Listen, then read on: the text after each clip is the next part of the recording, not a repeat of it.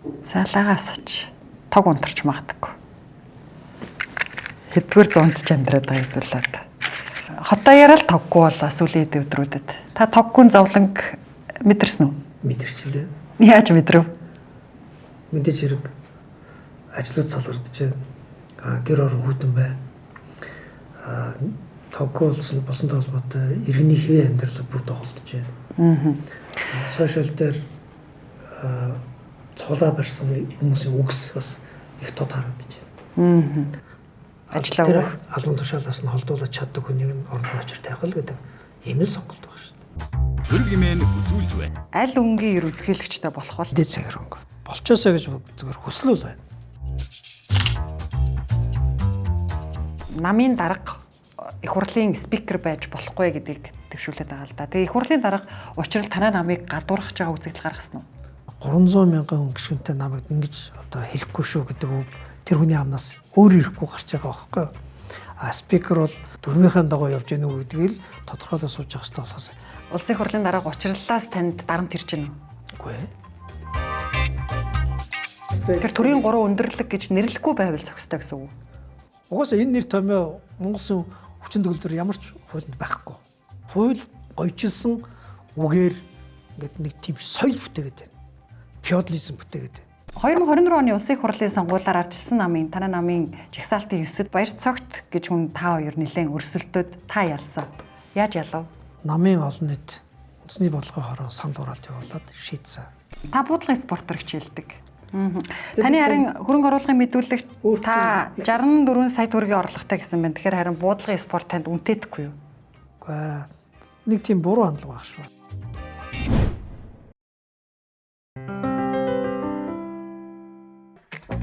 Бизнес эрхлэгч та санхүүгийн эргэлтийн зээлийн NetPay-ээр санхүүжүүлээрэй. NetPay бизнесээ тэлэх боломж бий. Үзэгч та бүхнийхээ өнөөдрийн амгалан айлтгахыг өрг нэвтрүүлгийн ээлж дугаар эхлэж байна. Бид энэ удаа улсын их хурлын гишүүн Тэмүүжинтэй ярилцахаар ураад байна. За бидний урилгыг хүлээн авсанд баярлалаа. Сайхан өвлөж байна уу? Одоо амны бэлгээр гэдэг шиг сайхан өвлөж ийн л гэж хэлэх баг та. Тог дулаан хэцүү байгаа болохоор хэлэхэд хэцүү байна ч юу? Тий. Яг бодит байдал дээр бид чинь нэг өндөр том байшингуудтай боловч ингээд дунд 100 нургуул буцаал орчлоо шүү дээ. Тэгэхээр арай одоо танай намынхан дэд сайдын асуудлууд дээр улс төр хийжсэнээс энэ эрчим хүчний асуудлыг шүүмжүүлж улс төр хиймэр юм шүү. Улс төр хийх л баг. Эхнээсээ дуурцгааж илээ шүү дээ. Улс төр гэхээс илүүгээр алдаатай бодлогыг засах тэр шаардлагуудаа илүү хүчтэй явах баг. Анх санаж байгаа бол 24 оны сонгуулийн дараа улсын хурл бүрэлдээд л хамгийн түрүүнд одоо ажилдаа орсон, хамгийн түрүүнд санаачлал гаргасан одоо ажил бол эрчим хүчний хувьсгал гэж бас хэлсэн шүү дээ. Тэгээд нэг эрчим хүчнтэй холбоотой асуудлаар том шинжилгээ хийхгүй болохгүй нэ. Хитрхи хамааралтай байна. Бас эмзэг байна гэл. Тэгээд харамсалтай нь ажлын хэсгүүд байгуулагдаад дуу хоолойнууд нэлээд хүчтэй гарсан ч гэсэн үр дүн нь үнэн нэмэгдсэн. Тэгээд тэр үед албагчдээс одоо бас албан тушаал дээр байгаа цөөн биш хүмүүс энийг л одоо чөлөөлөл үнийг нэг жоохон нэмээд өгөх юм бол эргэжил бол тог тасарна гэдгийг мартна. Хэрвээ тог тасрах юм бол бараг л би ажиллаа өгөхөд бэлэн байна гэдэг ам тангараа өгцгөөсөн. Үр дүн одоо юм лээ. Харин одоо үн нэмлээ асуудал шийдэгдсэнгүү тог тасардаг хэвээрээ байна. Хариуцлагыг нь одоо яаж тооцох вэ? Тэр одоо нэг юм хариуцлага тооцдог систем байна. Сул өвгтэй худлаа ярьдаг ажлаа гүйцэтгэл муутай хийж байгаа бол арчилсан улс оронд хариуцлага тооцдог ганцлаар байгаа шүү дээ. Ажлаа албан тушаалаас нь холдуулаад чаддаг хүнийг нь ордон авчир тавих л гэдэг ийм л сонголт. За Монгол Ардын нам энэ намар өвлжөнгөөл эрх мэдлийн төлөө зодтолтлоо. Энэ хооронд танай нам та юу хийв? Өнгөрсөн энэ хавар намрын 2 чуулган дамнаад Ардын намынхаа ерөнхийдөө нэлээд бужигнантай байлаа. Хаврын чуулган дээр ерөнхий сайдаа буулгаж аваад намын дарга солих гэж эхлүүлсэн. Намрын чуулганаар энэ намын эзэн хэн байх вэ гэдэг цодоо өрнөсөн. Тэгээд бидний хувьд бол яг цөөх эрх барьцын цодооныг хөндлөнгөөс харсан маягтай. Тэгээд хоёр тал болоо хэрэлдэхэд аль нэг талд нь хин нэгэнд гүйж орооч цочил нэмж эсвэл юу гэдгийг тэр талынх нь одоо өмгөөлөгч хамгаалагч болчих вэ гэдэг дотроо нэг харсан сэрдсэн байдалтай.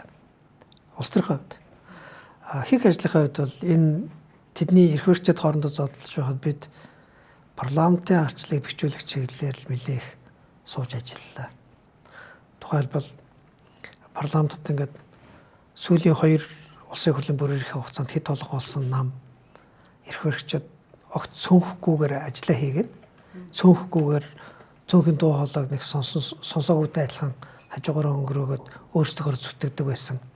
Тэр зуршил болсон юм байна. Тэгээд парламент гэдэг чинь олон намын одоо төлөөлөл байдаг. Гэтэл энэ төлөөлөл байгаа гэдгийг ерөөсөө сонсохыг хүсэхгүй байх шиг байна. Эрүүл саруул чөлөөтэй мэтгэлцээ гэдэг зүйл ерөөсөө байхгүй болсон юм байна. Парламент бол нэг яг үндсэндээ эдний намын хэдэн дарга нарын бүжгэлдэг тал байлгаа аахгүй. Ийм учраас олон цөөнхөөр эрүүл саруулаар яаж мэтгэлцдэг болох вэ гэдэг талаар хаврын чуулганаас эхлээл хуулийн төслөөрмөрөөр боловсруулаад батлуулах гэж хичээсэн. Тэгээ хаврын чуулганаар батлаад энэ намрын чуулганаар ерөнхий сайд анх удаа парламентын чуулганы таймын дунд бууж ирээд эрх баригчид өөрийнхөө бодлогыг сөрөг хүчнийхээ дуу хоолойтой харилцуулж нэгж мэтгэлцдэг. Тэн дундаас нь эргээд мэдээлэл олж авдаг. Тийм одоо хэлбэр рүү анх удаа орлоо. Ингээд ийм санаачлаад ингээ ерөнхий сайдыгаа парламентын мэтгэлцээ хийя гингүүд ингээ хүлээж аваад хийж болж штэ. Эсвэл ийм том тохиролцоо хийж эсвэл ийм ажил хэрэгждэг юм уу? Яг том тохиролцоо гэхээс илүүтэйгээр парламентын олонх хууль болгож баталсан учраас хүсээгүй ямар ч том дарга байлаа. Ерөнхий сайд бол улсын хурлын өмнө хуулийн биелэлтийг хангах үүрэгтэй. Өөрөө хууль биелүүлээд зогсож явах хэрэгтэй. Хийж байгаа ажлаа тайлагнах хэрэгтэй. Тийм учраас хуулиар ингээ биччихээр хүсээсээ буугаад ирж байгаа хэрэг. Хуулиар бичээгүй учраас санал суудал нь бол бууж ирэхгүй шүү дээ. Тэгэхээр сая бол өнгөрсөн зам бол үндсэндээ ингээд нөө парламентын арчил гэж яриад байгаа энэ улсын хурл өөрөө зүгээр хэрүүлийн талбар биш бодлогын өрсөлдөөн байдаг. Эрүүл саруулаар нөхцөл байдлаа ярилцдаг. Тэгээ олон цөөхөөрөө ярилцж шийдвэр гаргадаг. Зарим үед тулдаг баг, зарим үед одоо нэг улс орны нийтлэг ашиглаа ингээд нэг байр суурин дээр очдог баг. Тэр эрүүл саруул үйл явц нь ил тод олон нийтийн нүдэн дээр дараагийн сонгуулиар хүмүүс энэ ингэдээс шүү гэдэг санах хойтой байх хэрэгтэй байхгүй. Тэгэхээр тэр чиглэл рүү нөөцлөлт оруулахын тулд ер нь бол 4-5 юм одоо хийх ёстой гэж санаачилсан. Нэгдүгээрт ингээд том дүр зураг хараа шүү. Монгол улс өнгөрсөн одоо 33 жил үндсэн хуулиа батлаад 33 жил болж байна. Ер нь бол энэ чөлөөтний өмрөөр шилжээд 35 дахь жилийн нөрөг үзэх гэж байна. Тэгээд яг цаг барихыг бодоорой. Тэгээд энэ хугацаанд биднээсийн хийж чадаагүй нэг юм байна. Том хандлагын буюу соёлын өөрчлөлт гэдэг чинь хүнд толгой дотор байгаа юм өөрчлөх гэдэг шүү дээ. Гадны хувцсыг бол өөрчлөхөд бол хялбархан баг. Биднээс нэг энэ дарга шүтсэн дарга гэдэг энэ хүнд бүх юмаа даатгаж найдаж үлддэг тийм нэг хамжлаган маягийн сэтгэлгээнээс харах салж чадаагүй. Тийм учраас тогтолцоо бүхэлдээ нэг уруу харчаад. Энийг асууна. Та сая асуултанд Монгол Ардын намынхан зодтолж байхад юу хийв гэсэн намаа өмөрөөд их ухаалаг хариуллаа л да. Бид нар бол хөндлөнгөөс ажиглалаа гэд. Гэтэл танай намынхан сөрөг хүчний ажиллаа хийлгүй, хөндлөнгөөс ажиглаад ч суулгүй хоёр талын зодоонд оролцоо зогсож исэн шүү дээ. Юунд худалдагдаад танай намынхан тэр хоёр талд зогсож ив? Хоёр тал зогсож гин гэж харагдахуйц одоо юу гэдэг юм хүмүүс үйлдэл байсныг үүсэхгүй. Бид нар чинь бужигнааныхаа дараа арай нэг тоосонд багасаад нэг байр суурин дээр очдог, нэг бодлого дээр одоо зангилагддаг намын институт хөгжүүлэх гэж оролдож байна. Өнгөрсөн хугацаанд хоёр тамхтай, хоёр даргатай, хоёр хуралтай ер нь бол аль нам нь одоо арчилсан нам ингэж хэлэхэд хэцүү хэрүүл донд явлаа шүү дээ. Энийг манай эрх баригчид ч гэсэн маш сайн төлөвлөж зохион байгуулж намыг хоёр хувааж жоод арчилсан нам гэдгийг ер нь бол байгаагаас байхгүйтэй адилхан болгож жагаад сая 2-3 удаагийн энэ бүр эрэхтэр ялт байгуулж тоглолоо шүү дээ. Тэгээд яг хуу сайн дураараа гэдэг юм уу одоо дур мэдэн хоёрын тоглолтоор зарим нэг дэл сул хөлгөн гарсан байхыг үгүйсэхгүй.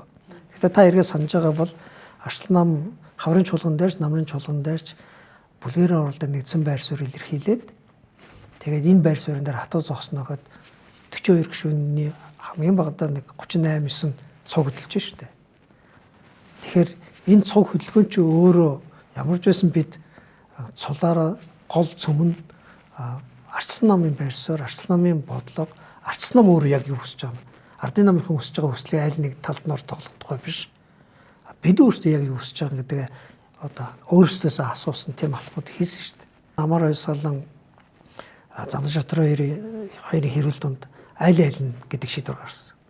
Аль нь асуудал байгаа бол хурлын даргын одоо суудл эрх мэдлийг намын дарга болох зодоонд ашиглаж болохгүй. Тийм учраас сонирхлын зөрчлөөс чинь болоод парламент өөрөө парламентыг ажиллаж чадахгүй нэ, парламентыг амар ясгалан удирдахгүй шүү гэж хэлээд парламентыг тэр хугацаанд амар ясгалангаар даргалуулаагүй. Дараа нь ямар ч байсан хэрвээ ингээд намын даргын асуудал ингээд хөндөгдөж байгаа бол сайн дураараа байна, ямар байна хамаагүй амар ясгалан гэдэг намын идэвхтэй улс төр хийх гэж байгаа бол парламентын толгой дээр сууж болохгүй гэдэг л зарчим тавьсан. Яа энэ зарчмыг бас хин дээр бас илэрхийлсэн. Учрал дээр бас илэрхийлсэн. Тийм. Өөрөөр хэлбэл намын улс төр идэвхтэй хийж байгаа хүн олон намын төлөөлөхийг парламентын толгой дээр гарч ирж тэр амар ясгалан байна уу, учрал нь байхгүй суух ёсгүй шүү гэдэг энэ байр суурийг яг адилхан илэрхийлсэн. Тийм. Улсын хурлын дарга учрлалаас танд дарамт ирж гэнэ үү? Үгүй ээ. Албан тушаал амлаж гэнэ үү? Одоо ингээд тань шиг тодорхой чанга дугарч асуудлыг шүүмжилж байгаа хүмүүсийг албан тушаал амлаж ч юм уу чимээг болгох юм шүү. Улсын хурал дарга одоо ямар албан тушаал амлах вэ? Тэр хүн намын дарга штэ. Тэр нам дотор намынхан гишүүдэл албан тушаал амлаж чадах байх. Улсын хурлын дарга хүн улсын хурлын гишүүнд албан тушаал амлаж чадахгүй шүү дээ. Улсын хурлын гишүүн биш намынхаа хүмүүст бол за аудитын дарга болгоё, сонгуулийн ерөнхий ороонд аваач гэх мэттэй хэлж болох байх. Парламентын гишүүн тэр дундаа цөөнхийн одоо гишүүнд бол байнгын орооны дарга амлалтай биш. Яг л байнгын орооны хорооч нь олонхын эрх мэдлийн асуудал байхгүй юу? Тэд одоо улсын хурлд байгаа арчсан намын 2 байнгын ороог буцааж авах тугаагаа ярьж байгаа шүү дээ. Тийм учраас ямар нэгэн албан тушаал амлах логик байхгүй. Ил бол байхгүй. Цаагаараа далд хэлбэрээр одоо таны хамаатан садан бизнесийг дэмжиж гэдэг юм уу амлалт явагдаал чимээгүй болгодог юм шүү дээ. Мэдгүй одоо хүн үнд өөр байдаг байлгүй дээ. Надад халдаж албан тушаал амладаг эсвэл бизнесийн дэмжлэг үзүүлэе гэж хэлдэг тийм хүн бол байхгүй. Ер нь бол би улс төрч болсноос хойш өөртөө баримтлсан нэг 3 зарчим байна. Аль болох энэ төсвөөс хол байх хэрэгтэй гэдэг зарчим. Хоёрт нь төсвөөс хол байна гэж чинь тендерүүдээс хол байх гэсэн үг шүү дээ. Хоёрт нь уул уурхаагаас хол байх хэрэгтэй гэдэг зарчим. Энэ хоёр л өөрөө Монгол улс дахь одоо тогтолцооны авилгын гол их үүсвэр багхгүй юу? Тийм учраас төсөв болон уул уурхай хоёроос хол байх юм бол ярьж байгаа үгний үндэс нь бол хийх гэж байгаа ажлын маань цэвэр байдал илүү чухал шүү дээ. Гуравт нь шинжлэх ухаанд ойрхон байх хэрэгтэй шүү гэдэг зарчим. Таны зүгээс одоо намын дарга их хурлын спикер байж болохгүй гэдгийг төвшүүлээд байгаа л да. Тэгээ их хурлын дарга учрал танай намыг гадуурхаж байгаа үзэгдэл гаргасан уу? Үгүй ээ. Одоогор л гадуурхаж байгаа үзэгдэл байхгүй. Гэхдээ хүссэн үсээгөө нэг улс төрийн намын дарга улс парламентын одоо толгой дээр гарсан алах байраа суухаар нэг орой нэг үг санаж байгаа үстэй. 300 мянган хүн гишүүнтэй намайг ингэж одоо хэлэхгүй шүү гэдэг үг тэр хүний амнаас өөр ирэхгүй гарч байгаа байхгүй. Спикер бол маргалж байгаа талуудын одоо дөрмийнхээ дагуу явж гэнэ үү гэдгийг л тодорхойлож сууж явах хэрэгтэй болохоос аль нэг талд нь ороод ашиг сонирхлоо илэрхийлээ сууж явах боломжгүй байхгүй. Тухайлбал тэр үг ч одоо юун дээрс гарсан байх гэхээр улсын хурлын ерөнхий нарийн бичгийн дарга гэдэг албан тушаал чинь улсын хурлын олон намын төлөөлөх энэ парламентын дэгийн зөвлөх байхгүй юу? Энэ дэгийн зөвлөхийг нэг нам нь тэр дэнд ирэх барьж байгаа нам нь сөрөг хүчнээс асуухгүйгээр шууд оруулж ирээд урд орой нь ерөнхий сайд их хурлын дарга хоёр ярингуудаа манай энэ хүнийг тэнд авчиад тавьчих гэж хэлэнгууд хуульчдын хамгийн одоо эрхэм албан тушаал одоо оргил нь бос үндсүүлийн цэцээс сууд татж гаргаж ирээд нэг захиргааны ажилтан болгоод тавьж яах гэдэг чинь тэр хүн тийм хэмжээний даалгаврыг одоо үг дууг гүйцэтгэж инлэхсэн үг шүү дээ. Энд чинь хардталт байхгүй юу? Тэгээд цөөн албан тушаалын эренбэх юм уу хуульч хүний нэг амбиц гэж байна шүү дээ. Энд чинь Гэхдээ маш олон зүйл. Тэгэхээр хүчээр тавьсан гэж үндсэн хуулийн цэцэд ажиллаж исэн хүнийг улсын хурлын тамгын газрын дарга болгох. Тэр үнэн өөрөө би гуйж ирээгүй шүү гэж хэлж байлаа шүү дээ. Тэгэхээр яг энэ үгэн дээрээс болоо биднээс хооронд ямар үл ойлголцол бий болсон бэ гэхээр ер нь бол парламентын ерөнхий нарийн бичгийн даргыг парламент дотор байгаа намууд хоорондоо ярилцахгүйгээр нэг нэгэ зүгээр л хоёрын нарийн бичгийг тавьж байгаа юм шиг тавина гэдэг бол хамгийн бүдүүлэг. Өөрөөс энэ парламент нөгөө энэ олон цөөнх энэ парламент дотор байгаа намуудыг үл тоож гэнэ гэсэн үг байхгүй юу. Тэгээд эннийхээ захиалгыг ерөнхий сайд нь гүйцэтгэх эрх мэдлийн одоо толгойлж байгаа хүн нь миний үе юм байгаа энийг үнийг тавьж байгаа гэж хэлж ийн гэдэг чинь парламентд тэнэгдэх хэвээр албан тушаалтай өөрийнхөө нэг парламентд ажил оруулж ийн гэдэг бол ер нь парламентын спикер нь өөрөө гуглд юм биш үү гэдэг л одоо үгийг хэлхүүц хэмжээнд хардлагыг үүсгэж байгаа шүү дээ. Баталж байна. Магадгүй баталж байгаа. Тийм учраас тэн дээр жоохон зочир одоо тэндээс тухайн үед нь та эсэргүүцсэн юм уу? Танай нам эсэргүүцсэн юм одоо ингээд сөрөг хүчин хэмжээ сөрөө зогсож байгаа юм шүү. Эсэргүүцсэн шүү дээ. Завсарлага авсан тэгсэн чинь яг тэр орой та бит хоёр нэг сэтгүүлчдийн нөгөө уулзалтан дээр таарсан. Тэгэхэд тэр араар надад юу гэж хэлсэн бэ гэхээр энэ нэг төдөрөв хойшлогдоо гэж хэлсэн мөртлөө 5 дахь орой ажлын цаг дууссан байх шин баталсан шүү дээ. Тэгээ зүгээр л ингээл юу ч одоо хулгай аргаар шийдэж болдог гэдэг. Тэгээ би ямарсантай дэвчихгүй эндээс гүйж гарч чаад чуулган дээр үхэлж авт. Нөгөө айхалж гүйж очиод үг хэлсэн чинь энэ юм чи сотуу байгаа юм уу гэж хэл амартал гарсан шүү дээ. Одоо тэгээ ийм юмтай юу яаж тэмцмээр. Одоо таны ярьж байгаа дарга шүтсэн төрийн 3 өндөрлөг гэл ингээд дарга шүтсэн социалист хандлагыг зогсооё гэдэг агуулгыг сэтгүүлчийн хувьд би дэмжиж байгаа юм. Гэхдээ ингээд ийм санаа дэвшүүлээд хуулийн төсөл болгож одоо хилцээд батлах боломж байна уу? Үгүй яхаа. Та ингээд эсэргүүцээд ингээд боломжтой юм шүү дээ. Зарим нэг нь батлагдчихлаа байна. Зарим батлагдахгүй байна. Яхаа улсын хурлд байгаа 126 гишүүндийн шинэ гишүүд залуучууд олон орсон боловч зарим гишүүдийн толгой бол хамаагүй хүчинсэг байна.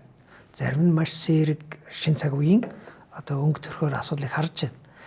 Тухайлбал одоо бид ингээд албан бусаар Монгол үндсэн хуулинд богт байхгүй боловч төрийн 3 өндөрлөг гэдэг нэг нэр томьёог хэвлэлийнхэн ч маш сайн ашиглахын, улс төрчид ч маш сайн ашиглахын, тэрнтэй таалагдахын тулд доор байгаа одоо төрийн албаагчид бас маш сайн ашиглах юм. Тэгээд ингээ бодит байдал төрийн 3 өндөрлөг гэж нэрлэхгүй байвал зохистой гэсэн үг. Угаасаа энэ нэр томьёо Монголын хүчин төгөлдөр ямар ч хуулинд байхгүй. Бид хуульбаас гадуур ийм нэг гойчилсан үгээр ингээд нэг тийм соёл бүтээгээд байна. Феодализм бүтээгээд байна. Би түрүү яриагаа эхлэхдээ хэллээ шүү дээ. Соёл өөрчлөх гэдэг үл аяг хүнд гэж. Энэ хэл биднээс яриад байгаа хэлээр дамжаад энэ толгой дотор төсөөлөгдөж бий болж байгаа нэг ойлголт хоёр байна шүү дээ.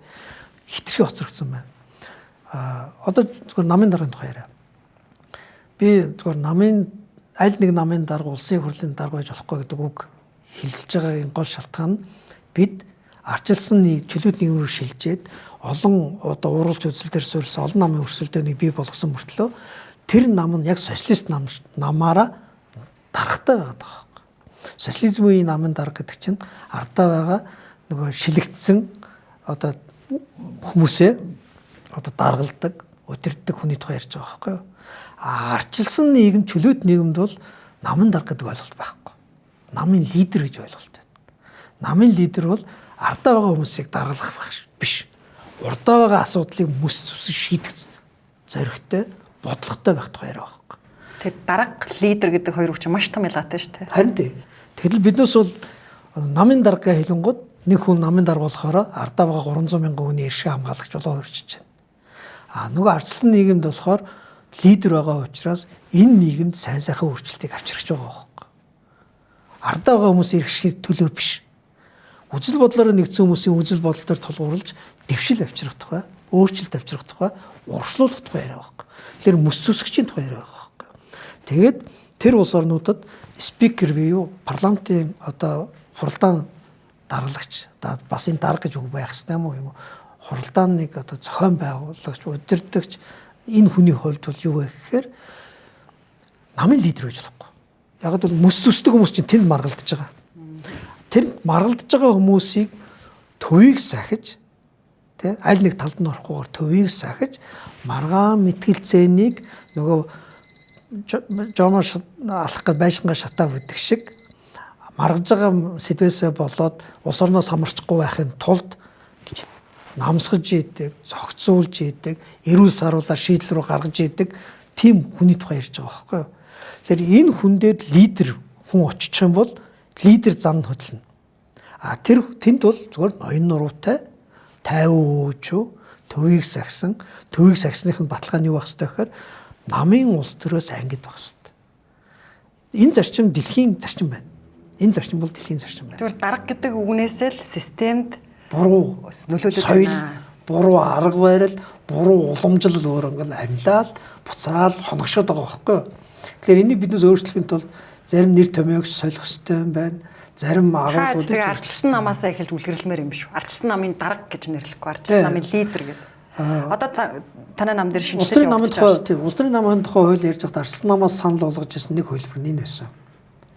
Улс төрийн намын одоо дарга гэдэг ойлголт байж болохгүй юм байна. Лидер гэж ойлголт байх юм байна.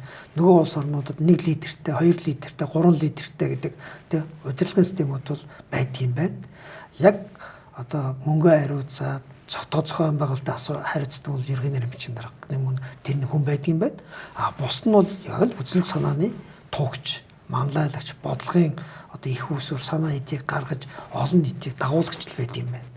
Тэгэхээр энийг лидер эсвэл монголоор одоо юу гэж нэрлэх вэ гэдэг одоо санал бол зөндөө гарсан. Улс төрийн намын хуулийг бид нар батлаагүй. Ардын намын хэд олон байхдаа баталсан. Улс төрийн намын тухай хууль дэвшилттэй олон зүйл байгаа ч гэсэн намын зохион байгуулалт яг өөрийнхөө намын нөгөө нүсэр одоо даргатай бүтцээ хийсэн. Одоо бид нар тэр нь таарж хуулинд нь тааруулж намаа өөрчилж шинжилэх гэж оролдож байна. Засгийн газар, парламент, шүүх нүгээр л нэрлэл. Нэг уутанд оруулаад төр гэж хэлж ерөөсө болохгүй. Тэгэх юм бол эрх мэдлийн хуваарлт нөгөө хяналт тэнцэл гэдэг үг зарчмууж амьлахгүй. Юуны тухай ярьж байгаа юм? Засгийн газар. Тэгвэл засгийн газар бол ийм. Засгийн газар тийм эрх мэдэл байж болохгүй. Засгийн газар ингэж ажиллаж болохгүй. Засгийн газар ийм юм хийх хэрэгтэй. Төр гिचгээр бүх юм холилдоод дараа нь хариуцлага байхгүй. Чээгүүр нь хин дээр байгаа нь мэддэг болчиход байгаа байхгүй юу? Шүүхэр шүү. Бүр хит ерөнхий бол. Хит ерөнхий. Тийм учраас төр гэдэг энэ ерөнхий нэр том чинь дундад зун нэр том байхгүй. Гэтэл орчин үеийн хөдөлмөрөөр нарийгдсан юм нийгэмд одоо ерөнхий юм ярих болиол гэдэг зарчим байна. Хөдөлмөрийн үүргийнх нь дагуу нэрлэж байгаа тийм. 27 онд ерөнхийлөгчийн сонгуул болно. Аль өнгийн ерөнхийлөгчтэй болох бол дэд цаг хөрөнгө. Тэр төрийн 3 өндөрлөг гэж нэрлэхгүй байвал зохистой гэсэн үг. Угаасаа энэ нэр томьёо Монголын хүчин төгөлдөр ямар ч хуулинд байхгүй. Хууль гойчилсан үгээр ингээд нэг тийм соёл бүтээгээд байна. Феодализм бүтээгээд байна. За хоёрдугаарх нь олон жил хонглын тухай ярьлаа. Ер нь бол ерөнхийлөгчийн 2 дахь руу шилжихээс өмнө элбэг дорж ерөнхийлөгчөөс нь танай намд хэр оролцоотой вэ? 2024 оны улсын их хурлын сонгуулиар арчилсан намын танай намын жагсаалтын 9-д баяр цогт гэж хүн та хоёр нэлээд өрсөлдөд та ялсан. Яаж ялав? Намын олон нийт үндэсний бодлогын хороо санд ураалт явуулаад шийдсэн. Та буудлын спортоор хичээлдэг. Таны харин хөрөнгө оруулалтын мэдүүлэгт та 64 сая төгрөгийн орлоготой гэсэн байна. Тэгэхээр харин буудлын спорт танд үнэтэйдэхгүй юу? Нэг тийм буруу хандлага баг шүү. Тэр хонгил ингээ мөрдлгөөс эхэлдгээ гэж та ярьж шít. Та 2012-оос 2014 оны онд хууль зүйн сайдаар ажиллаж ирсэн. Таныг энэ хонглоор чирэх гэж оролдож ирсэн үү тухайн үед? Зөндөл болж ирсэн. Мөрдөөд л. Үгүй янз бүрийн л болдог штеп. Тэр л нэг тийм цочирдоод ах юм байхгүй. Танай намын бүлэг Зандан шатар ерөнхий сайдын засгийн газрыг унгаах уу, тохиролцох гээд байна уу? Унгааж чадах уу? Бүлэг бол дангаар унгаж чадах зүйл байхгүй штеп. Ямар ч засгийн газрыг хэн унгадаг вэ гэвэл олонх л унгадаг. Өөрөөр хэлбэл парламентд байгаа эрх баригчдын тодорхой хэсэг нь энэ засгийн газарт итгэхгүй байна. Энэ засгийн газар өөрчлөх ёстой гэж үзэхээр л ундаг. Тэгсэн сүрч цөөх дангаараа ганцаар засгийн газар унгаж исэн тохиолдол байхгүй. Дэлхийд байхгүй. Тийм учраас үг байгаа. Засгийн газар унжаана гэдэг чинь олонх засгийн газарт итгэхгүй байна л гэсэн үг шүү дээ гэдэг үг. Тийм учраас энэ нөхцөл байдал одоо хизээ үүсэж байна. Хизээ одоо тохиронд бий болох нь гэдгээс их юм шалтгаалж байгаа. Засгийн газрыг хариуцлага тооцъё гэдэг санаачлаг гаргаж байгаа бол цөөх. Тийм учраас үндсөөлөн дээр 32 хүн гарын үсэг зурснаар улсын их хурл албан ёсоор одоо хилцэх боломжтой болно. Тийм учраас 32 хүн гарын үсэг зураад улсын их хурл албан ёсоор явах ёстой. Тавих ёстой. За албан ёсоор тавих хэсэг нь бол одоо ингээд энэ чуулганы чөлөө цагт юм уу, хаврын чуулганд юм уу мэдгүй тэр тухай яриа бол улс төрийн нөхцөл байдлаас шалтгаалаад тэндээ яригдах байна. Тэгээд гол шаардлага нь дэд сайдгүй байхаа л гэдэг байна шүү дээ. Гол шаардлага нь дэд сайдгүй биш л дээ. Дэд сайдгүй гэдэг нь одоо харагдаж байгаа дүр нь одоо эхний мессеж нь. Гол шаардлага нь ерөөсөө эдийн засгийн хүнд байгаа. Үед одоо энэ төр өөрөө хит том өөхөлцсөн тарган байна штэ. Энэ өөхөө хайлуулах хэвээр, жингээ багасгах хэвээр. Тийм учраас энэ дээрээсээ эхлээд дизайнаас ахуулаад давхарцсан оронтой болон үр ашиггүй одоо зур сул цалин аваа сууж байгаа энэ хүн зориулсан албан тушаалууд болон ажлын гарчгуудаа цэвэрлэе. Тэгээ ерөнхийдөө нөгөө талдаа ямар ч албан тушаал орлогчтой байдгаа гэдэг. Тэгээд орлогчгүй ажилла болоо л шүү дээ. Яг нь ерөнхий сайдын хоёр үг байсан. Та нарын батлаад өгсөн хууль учраас одоо би одоо хууль биелүүлэх үүрэгтэй штэ гэж хэлж илээ. Биднес батлаагүй. Санаж байгаа бол 2015 онд сайхан бэлгийн засгийн газрын үед өөрчлөлт орж дэд сайдуудыг авч ирсэн. Тэр үед бас яасан гэхээр ер нь л эдийн засгийн том арааг хөдлөхийн тулд төрөө өөрөө аль болох цомхон ашигтай ажилдаг байх хэрэгтэй. Тийм учраас хүн зориулсан албан тушаалуудаа одоо цосооё гэдэг байдлаар шийдэл гаргаж ирсэн. Тэгээ 16 онд олох болонгуудаа эднэр өөрсдөө намынхаа хүмүүсийг ажилдаа болгохын тулд дэд сайд бий болгосон. Тэгээ тэрийг манай намынханд та нарын баталж өгсөн гэж утгатай үгэлж илээ. Тэгээд санахой байгаад цаасан дээр байгаа цагаан дараараа бичсэн хуулиар харах юм бол огноо маш тодорхой байгаа. Хоёрт нь болохоор ямар ч тохиолдолд одоо тийм орлогч юм уу дэд тийм хүмүүс байх ёстой штэ гэж хэлж байгаа шиг байлаа. Ер нь бол ажлаа мэддэггүй ажилдаа бүрэн одоо хариуцаад цаг хугацаагаа зараад мэдлэг боловсрлоо шингээж чаддгүй хүмүүс л өөр хин нэгэн туслахыг хайж эхэлдэг штэ. Орлогч байх ёстой гэсэн хууль байхгүй. Орлогч байх ёстой гэдэг одоо тийм байгалийн хууль бол байхгүй. Өөрөө ажиллаж чадахгүй өөрөө чи орлохон бол байгаа гэж тийм бүрэн төр эзлээд суудлыг халаагаа сууж яадаг биш тийм. Та чадахгүй холд энэ хүн чадна гэдэг сэлгдэг тэр хүмүүс бол хаасаагүй байна. За 2027 онд ерөнхийлөгчийн сонгуул болно. Энэ дөрвөн өнгөөс аль өнгийн ерөнхийлөгчтэй болох бол та сонгодоо. Мэдгүй би одоо аль өнгөөс нь ерөнхийлөгчтэй болох бол гэдгийг тааж мэдхэд төвхтэй байна. Болчоосоо гэж зүгээр хүсэл бол байна. Цэнхэр өнгө. Мэдээ цэнхэр өнгө. За танай намын гишүүн Баяр цогт оюу толгойн сонсголын үеэр комбек хийж байх шиг байл. Нэлээд төлөвлөгөөтэй. 2027 оны ерөнхийлөгчийн сонгуульд өрсөлдөхөөр санаархаж байна гэж харсан. Ерөнхийлөгчийн сонгуульд намаасаа таны гол өрсөлдөгч байх уу? Танд амбиц байгаа юу? Одоогоор надад бодсон бол алга. Та 50 нас хүрсэн. Зүгээр Монгол Улсын ерөнхийлөгч хэн болохоос үр шалтгаалаад энэ институт нэг 5 ажил хийгээсэй гэдэг бодол байна. Хэн байхаас үр шалтгаалаад шүү. Тэгэхээр тийм хэмжээний одоо бодол эрүүл саруул тарихтай төлөвлөгөө төвөн гарч ирэх эсэх бол одоо монголчуудын хувь зайны асуудал болох баг. За нэгдүгээрт энэ Монгол Улсын ерөнхийлөгчийн институт энэ ерөнхийлөгчийн албан тушаал гэдэг бол дэлхийн зогсоол гэдгийг одоо баттгаасай. Дэлхийн зогсоол гэж юу гэдэг мэдэх үү? Улс төрчдийн дэлхийн зогсоол гэсэн үг. Ер нь бол дэх яагаад зогсоолтой байдаг вэ гэхээр их одоо удаан наслсан учраас маш том ивэртэй болдог. Энэ маш том ивэр нь доошоо уруудахаар толгойг нь аваад унчих гэдэг учраас унахгүй тул дээш уул өсөж явсаар байгаад хамгийн зогсож болох нэг газараа ирээд тэгээд тэр зогсоол дээрээ зогсчдөг. Тэр зогсоолоос буух ганцхан арга байгаа. Тэр нь юу? Унж одоо амьдрал нь дуусах. Тийм учраас улс төрийн карьерийнхаа хувьд ингээ оргилд хүрж байгаа учраас энэ улс төрчид насан туршдаа мэдээж бүгд найрамдах төр албан тушаал бол хугацаатай.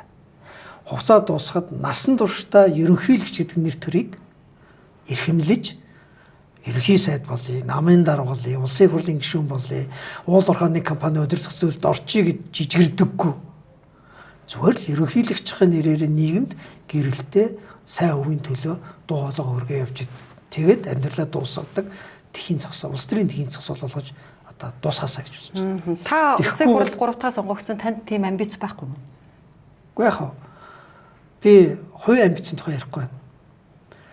Яг л энэ институцийг зөв болгохгүй бол Монгол улсын одоо засаглалыг хамгийн их хямраадаг бас ингээд савлуулдаг хамгийн хүчтэй институц чинь энэ болчиход байна. Тийм учраас ер нь бол Монгол үндсэн хуулийн дэг журам гэж нэг ойлголт байна. Үндсэн хуулийнхын дэг журам байх уу эсвэл өөр хин нэгэн намын эрх мэдэлтний те эсвэл нэг тодорхой бүлгийн эсвэл нэг бизнес корпорацийн ашиг сонирхол төрийг урдаа баг болгоод амилах уу гэдэг ийм сонголтууд байна шүү дээ. Энэ албан тушаал дээр миний хийх ёстой ажил энэ. Тэгснээс би дараагийн улс төрд энэ албан тушаалыг ашиглаж болохгүй гэдэг зарчмыг гаргах хэрэгтэй байхгүй юу? За нэгдүгээрх нь энэ. За хоёрдугаарх нь олон жил хонглын тухай ярьлаа. Ер нь бол Ерөнхий хоёр дахь руу шилжихээс өмнө ингээ оролцож болохгүй гэж шүү дээ. Энэ албан тушаал хашсны дараа элбэг дорж ерөнхийлөгчөөс нь танай намд тэр оролцоотой вэ? Одоо бол оролцоогүй шүү дээ. Тэр хүн гадаад улсад олон улсын талбарт өөрийнхөө одоо байр суурийг, нэр хүндийг, өөрийнхөө ажлын талбарыг хараа явж шүү дээ. Тэгэл хоёр дахь ажил ерөнхийлөгч энэ албан тушаал дээр ерөнхийлөгч манлайлж хийхгүй бол өөр хинч хийж зориулж чадахгүй нэг ажил байгаа нь энэ хонглыг нурах. Үе ерөнхийлөгч нар тоосгон зөөж гүсээр байгаад хонгол өгсөрцсөн. Хүн бүхэн оролцсон баг. За очир утгаал оролцоогүй баг. Тэрнээс бус нь бол бүгдээр оролцсон. Одоо хонгол байгаа нь одоо та хамгийн наадлын кейсээр батлаач. Хонгол байгаа нь уу? Тий, шудраг бусын хонгол байгаа нь. Шудраг бусын хонгол байгаагийн хамгийн тод жишээ өөрөө юу вэ гэхээр хуулийн байгууллагууд хуулиа барьж ажиллахаас илүү улс төрийн салхийг харж ажилдаг болсныг илэрнэ шүү дээ. Та бүхэн анзаарсан бол бүгд ингээд дээрээс юм аа гэдэг үгийг одоо ингээд хаас агуул сонсож байгаа. Тэгэхээр тэр дээр гэдэг чинь юу юм? Тэгэхээр тэнд эзэн бийгүй юм шиг боловч ингээд нэг тийм одоо сүдэр байгаа байхгүй. Тэгэхээр энэ ямар хүн байгаас үл шалтгаалаад энэ сүдэр чи өөрөө ингээд бүрэл том бийчээд байна. Сүлдээ хуулийн байгуулагч байна уу, хинч байна уу? Тэр сүдрийг нэр зээлж ашигладаг болсон. Сүлдээ бодтойгоор одоо албан тушаал дээр байгаа хүн тэгж хөлөөгүй байсан ч гэсэн тийм байгаа байхгүй гэдэг байдлаар ярихад л тэр сүдэр өөрөө яаж нөө дуртай газараа гэрэл хааж цосч чадвартай болж штэ. Тэгэхээр энэ өөрөө тогтолцоо байхгүй юу? Ерөнхийлөгч хуулийн бүх байгууллагт нөлөөлөд байна гэж үү? Ерөнхийлөгч зүгээр үе үеийн бүх ерөнхийлөгч нар ийм байдлаар ажилласан учраас энэ тогтолцоо нөрөө байгаад байна. Энэ тогтолцоонд байгаа учраас энэ тогтолцоог одоо хэн нэгэн заавал явах ёстой. Нэг байгаа тэр хадаасыг нь байгаа нэг юмыг нь суулж нураах ёстой шүү дээ. А энэ нураах эрх мэдэл ганцхан тунд байна. Тэр нь дахиад нөгөө хүнд байгаа. Өнөөдрийн ерөнхийлөгчийн хэлсэн алдартай байгаа шүү дээ. Хүн биш хууль засаглал шүү гэж хэлсэн. Тэгэхээр яг энэ бодлого руу алах ёстой. Зоригтой. Зоригтой алхахын тулд ядаж эхний алхам нь юу вэ гэхээр за энэ хонгол гэдэг зүйл чинь яаж өсөрдөг юм бэ гэхээр зөв шинжилгээний агуулгаар мөрддөг, ялалдаг, шүүдэг эрх мэдлийг томилгоо болон түүнтэй холбоотой ямар нэгэн албан тушаалын хөдөлгөөн нэг хүний гарт байхад энэ хонгол өсөж байгаа. Тэгэхээр энэ гурван зүйлээр задлах тухай яриа. 1992 оны үндсүүлээс хойш нийгэмд маш олон удаа яригдсан нэг үг байгаа. Эрх мэдлийг төвлөрүүлэхгүй байх. Эрх мэдлийг задлах тухай. Гэтэл бид бас эрх мэдлийг задлах энэ ажлыг ерөөс хийж чадахгүй байна. 33 жил ярьж байгаа мөртлөө. Тэгэхээр нэг эрх мэдэл задлах хэрэгтэй да. Энэ задрааг хийх манлайлалыг үзүүлдэг ерөнхийлөгч байх хэрэгтэй байна. 3 тон. За тхийн зогсоол хонгол. За 3 тон. Үнэхээр энэ үндсэн хуулийн нэг хамгийн дэвшилттэй одоо хамгийн үнцийг өгж болох нэг зүйл бол Монгол Улсын ерөнхийлөгч бол ард түмний эв нэгдлийг илэрхийлэгч. Тэгэхээр энэ институт юмыг хагалгагч биш, наагч институт байх хэрэгтэй. Таны ярьж байгаа хонглыг улсын хурлын нэг гишүүн ч юм уу те одоо та мэдээд байна шүү дээ ингээ нураах хэрэгтэй байна гэд. Улсын хурлын нэг гишүүн нурааж чадахгүй юу? Чадахгүй.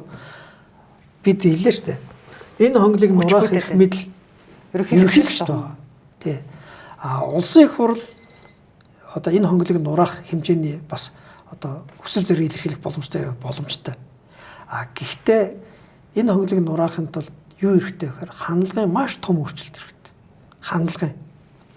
Ядаж биднээс ийм одоо шийдвэр гаргах зөрөгтэй байх хэрэгтэй. Тэр хонгол ингээ мөрдлгөөс эхэлдэгэ гэж та ярьж шít. Та 2012-оос 2014 онд хууль зүйн сайдаар ажиллаж ирсэн. Таныг энэ хонглоор чирэх гэж оролдож ирсэн үү тухайн үед? Зөндөл болж ирсэн. Мөрдөөдөл. Үгүй янз бүрийн л болдог штэ. Тэр л нэг тийм цочирдоод ах юм байхгүй. Угаасаа байгаа соёл нь байгаа орчин ийм учраас гинт одоо мэдж байгаа юм шиг цочирдохын тэр хэрэггүй. Зүгээр тэр үед одоо та бүхэн санаж байвал хэд хэдэн том өөрчлөлт хийх гэж оролцсон шүү дээ. Түрүү би ярьлаа. Эрх мэдлийг задлах гэдэг үү? Энийг биднээс ерөөсөө хийж чадахгүй байгаа гэж хэлсэн шүү дээ. Тэр үед яг тахрыг байгуулсан. Тэр үед яг мөрдөх албатай болох гэж оролцсон. Тэр үед шүүгэн шийдвэр гүйцэтгэх байгууллагыг ял нийтлүүлэх болон одоо иргэний шүүгэн шийдвэр гэж яагаад хуваах гэж хичээсэн. Яагаад цэргийн цол энэ байгууллагууд ашиглуулахгүй гэж тэ зүтгэсэн. Энэ бүхэн чинь ерөөсө том суурь зарчим гурвал юм баг шүү дээ. Эрх мэдлийг задал, хуваа, аль болох иргэний болго тэгээ процессчул. Ерөөсөө одоо та бүхэн санаж байгаа бол хууль сахиулах ажиллагааны тухай хууль гэдэг хуулийг хөргөмөрчилсөн. Манай хуулиуд дандаа байгуулгын хууль. Цагдаагийн албаны тухай хууль тэр их дандаа ингээд байгууллагын дарга нь хэн байх вэ? Ямар төсөвтэй тэгээ ямар албан тушаалтай байх тухай заадаг. Гэтэл нөгөө хүний эрхийг хамгаалдаг соёл түн төрөлхтний чинь хуулиуд ямар ажлыг хэн ямар дистратаагаар ямар нөхцөлд ямар алхмуудаар хийх үү гэж процессыг бичиж байгаа шүү дээ. Энэ хууль байхгүй учраас бидэнд одоо бол юу вэ нөхөр даргын үг болохоос биш үйл ажиллагааны ерөөсөө хэмжигдэхгүй. Тодорхойгүй зүгээр л хувнээс хамаарсан. Хувнээс хамаараагүй байхын тулд ерөөсөө процесс гэж хэлж байгаа. Процесс. Тэгэл энэ процессжуулах гэхэд оролдохоор процесс өөрөө хэний эрх мэдлийг хамгийн одоо бага хэмжээнд авчиж чаддаг. Албан тушаалтны эрх мэдлийг хамгийн бага хэмжээнд авчирдаг. Процесс сэжид чинээ тодорхой дэлгэмэл ойлгомжтой болно. Тэнд хэн нэгэн албан тушаалтаа хувийнхаа зоргоор шийдвэр гаргах тонгочих боломжгүй болдог. За түрүүн ерөнхийлөгчийн сонгуульд танай намаас хэн өрсөлдөх вэ гэж асуултан дээр тодорхойгүй байгаа. Тодорхойгүй байгаа одоо. Одоогор л тодорхой. Тэг хүн болгоно юу байгаа шүү дээ. Тэгээ танай намд эргээд танай намын гишүүн баяр цогт гишүүн комбек хийж гинэ гэж яг болохгүй асуусан. Тэг болно. 2024 оны улсын хурлын сонгуулиар арчилсан намын танай намын жагсаалтын 9-д баяр цогт гэж хүн та хоёр нэлээд өрсөлдөд та ялсан. Яаж ялав? Би ялсан гэхээс илүүтэйгээр намын олон нийт үндэсний бодлогын хороо санал хураалт явуулаад шийдсэн. Мэдээж хэрэг надад нэг юм таалагдахгүйсэн. Юунд таалагдахгүйсэн гэхээр хэдэн дарга 72 цаг өрөөндөө сууж байгаад зөвхөн хүмүүсийн хувийн тохироонууд хийсэн байдлаар одоо хуваарлт хийгээд тэрийг ямар ч хилцүүлэггүйгээр санал хураалтгүйгээр тухайлан тусад нь санал хураалтгүйгээр энийг дэмжихгүй бол тэгээд намаараа сонгуульд орохгүй шүү гэдэг шахалтанд ор шийдвэр гаргах гэж оролцсон намтай таалагдаагүй. Танай намын дарга уу өөр намын дарга нар уу? Мэдгүй манай намын дарга нар шийдсэн байлгүй дээ. Би бол тэгж бодож байгаа шүү дээ. Өөр намын дарга нар тэнд шийдвэр гаргах боломж байсан хэсгийг би мэдэхгүй байна. Ямар ч байсан тэр үеийн манай намын дарга нар тийм шийдвэр гаргасан над таалагдаагүй учраас жоохон адралсан. Гэхдээ та ялсан шүү дээ. Та ялаад улсын хурлын гишүүн болсон байна. За дараагийн асуулт маань та буудлагын спортоор хичээлдэг. Тэ? Ямар загварын хэдэн буутай вэ? Ер нь олон буу байгаа. Гэтэ тэгээд олон буугдын таймаг их хвшилтэй. Хууль зүйн сайд болоод ер нь бол сайд болсон чинь манад нэг тийм сонин уламжлууд байдیں۔ Хүн болголд нэг тийм сайд болонгод сайдад мөнгө аяга юм нэг жаста зургаар л гүйдэг юм байл. Тэгсэн чинь хууль зүйн сайдад мөнгө аяга жаста зурггүй барьжгүй гэхээс илүүтэйгээр тийм нэг утга буурал гэл авчирч өгдөг юм билээ. Нөгөө байгууллагууд энэ төр. Тэгээд нэг мэдсэн одоо би өөрөө ингээд анх бууны тухай ямар ч ойлголтгүй. Яг жирийн монгол хүн. Тэгээд нэг шинжилгаанаар ажиллаж байсан хүн чинь ер нь буу шийдмээс жоохон бэргээтэй. Тийм байсан. Тэгээд нэг харсан чинь нэг 3-4 буутай 12 утгатай болцлоо лээ. Тэгээд тэр утгууд нь бол нэг үнэтэй бишээ нэг тактикийн гэж ярьдаг, албанд хэрэгэлдэг тийм нэг утга янз бүрийн утгануудтай. Бараг үзэсгэлэн гарахаар гэртээ бол үзэсгэлэн гарахаар хэмжээнд. Тэгээд нэг хүмүүс буутай ийм хуулийн сайд хийдэг хүн, хатуу хөтөө одоо ажил хийдэг хүн буун дуу гаргаж явах хэвээр сонсож явах хэвээр энэ төр гэл нэг юм тиймэрхүү зүйл яриад. За нэрэ буудаж үздэг юм болов уу гэд тэгсэн чинь нэг сонирхолтой Монгол улсад энэ бууддаг спорт буудлагын дэд бүтц ерөөс хөгжөөг юм бэл. Үнэтэй шүү дээ. За үнэтэй үстэй. Өөрсдөө үйлдвэрлэгч улс учраас биднээс тэгж харж байгаа байх. Таны харин хөрөнгө оруулалтын мэдүүлэгт та 64 сая төгрөгийн орлоготой гэсэн байна. Тэгэхээр харин буудлагын спорт танд үнэтэйдэггүй юу? Буудлага спортын нэг тийм буруу хандлага байх шүү байна. Тийм үнэтэй гэхээс илүүтэйгээр зүгээр би Финландд явж байгаад энэ чиглэлийн нэг хүнтэй ярилцж байгаад сонсон үг л хэлье. Дундаж ангийн спорт гэж байдаг юм.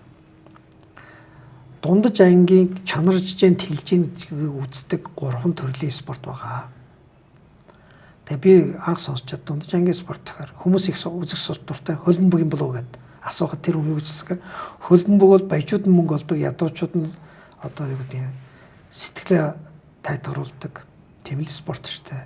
Маш их том мөнгө хэрэглэдэг, маш том бизнес. Гэхдээ тэр хөлбөмбөгийн төлөө хүмүүс бол ядуу энэ дундаж ангийн спорт биш гэж.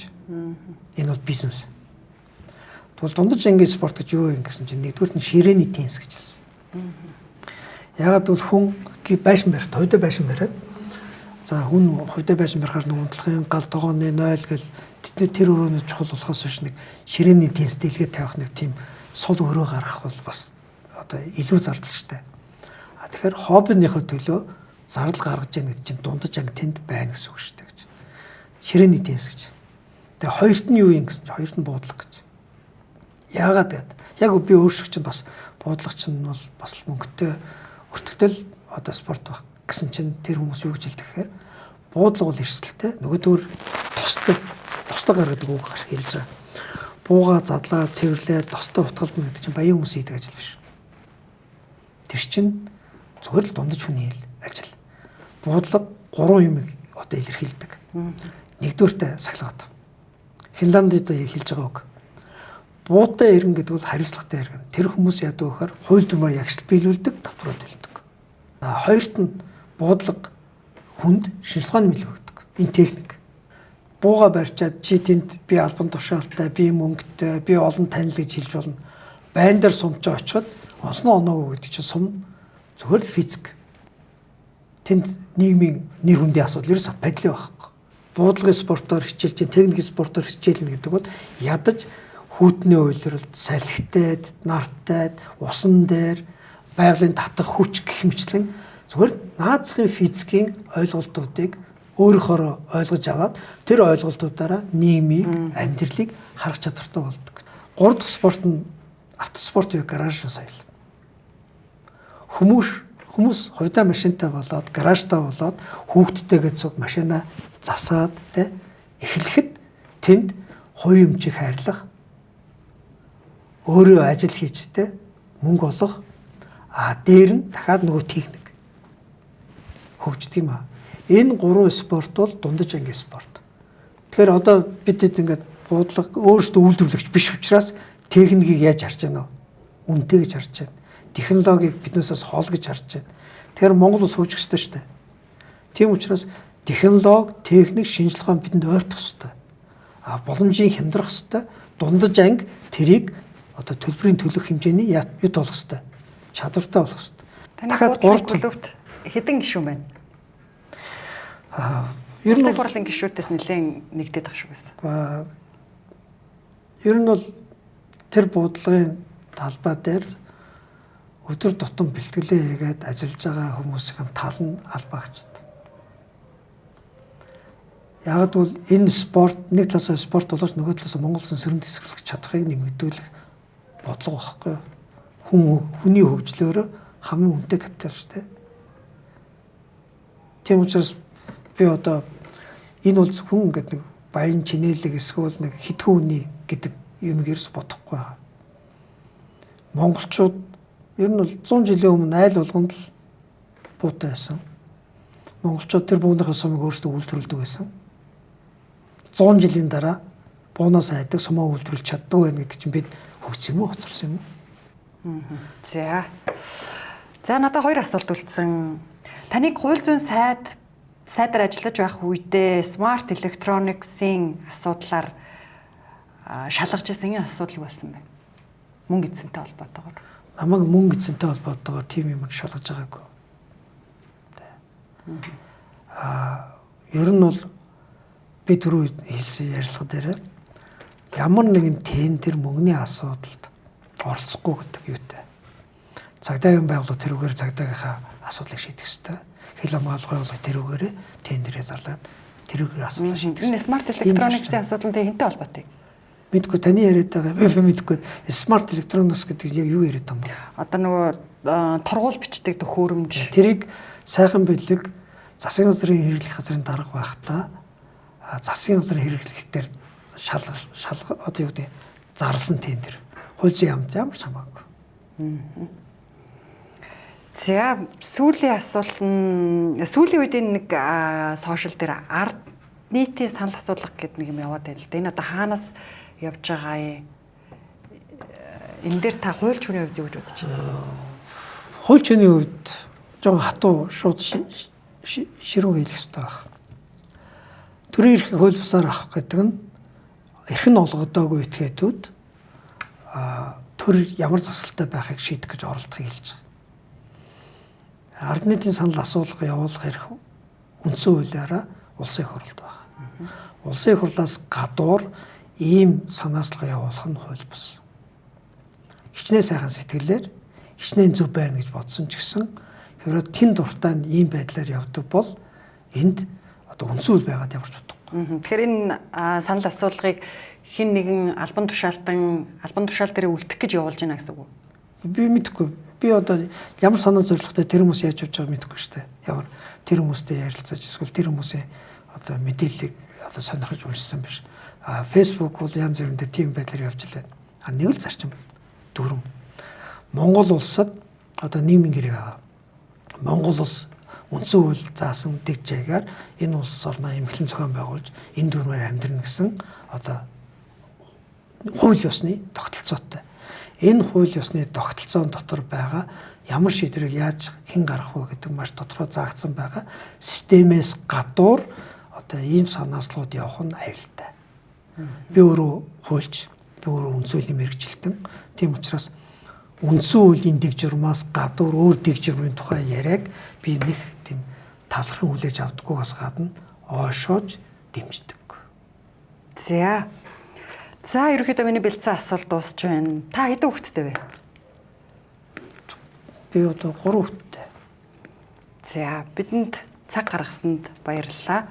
Тэвтрүүлгийнхаа төгсгөлд ингээд лабараа сууж агаад хэн хариуцлага хүлээх ёстой вэ? Яг энэ асуудлыг шийднэ гэдэг албан тушаалтаар байгаа эрх барьцал хариуцлага хүлээх ёстой шүү дээ. Энэ бол одоо юу гэдэг нэгнийхээ толгойг илээд за чи минь та минь гэдэг найз нөндөө өнгөрөхөөс ажил ерөөсөө биш. Энэ үе хоорондын шударгаас гэж үг байдаг. Ирээдүйнхээ өмнө ийм том одоо зэм ял хүлээгээ суух эрх бидэнд байхгүй шүү дээ. Тэгэхээр залуу үеийнхээ өмнө энэ чинь аюу том ял шүү дээ. Хамгийн том одоо нүрээ хаана хийх вэ гэж ёстой, олзуулах ёстой сэдвж ийм байна. За, танаа нам сөрөг хүчин. Тэгээ сөрөг хүчнийхээ ажлыг сайн хийгээрэй. Таны ажилд амжилт хүсье. Баярлалаа. За.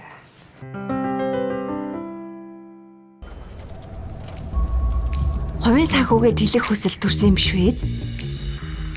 Хүлээх хэрэггүй, хүснээ ав. Netpay хувааж төлөх боломж бий. Ганцхан л товш. Гайх хэрэггүй, хүссэн бараагаа худалдаж ав. Одоо харин хүслээ бод.